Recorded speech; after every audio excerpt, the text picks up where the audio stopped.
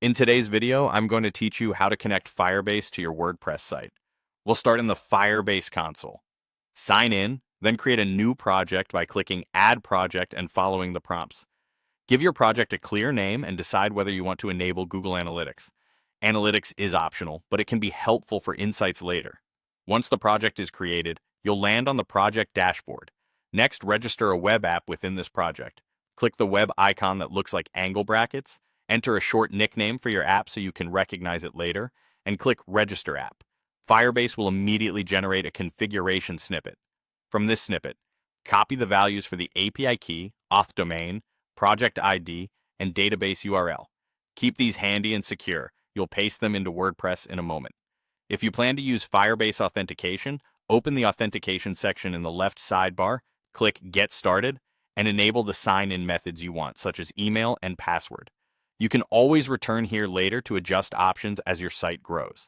Now switch over to your WordPress dashboard and make sure you're logged in as an administrator. Go to Plugins, then Add New. In the search bar, look for a plugin designed to integrate Firebase, such as Integrate Firebase or WordPress Firebase Authentication. Choose one with solid reviews and recent updates, then click Install Now and activate. The exact menu placement may vary by plugin, but you'll typically see a new Firebase settings page appear under Settings or as its own menu item. Open that settings page and paste in the credentials you copied from Firebase. Enter your API key and project ID first, then add any other fields the plugin requests, like the auth domain or database URL. Double check for typos, as even a small mistake can break the connection. When everything looks right, click Save Changes. Most plugins will confirm the connection or display a status message. If yours does, look for a success notice to be sure you're linked up. That's the core setup. Your WordPress site is now connected to your Firebase project, and you're ready to build features like authentication or real-time data using the services you enabled.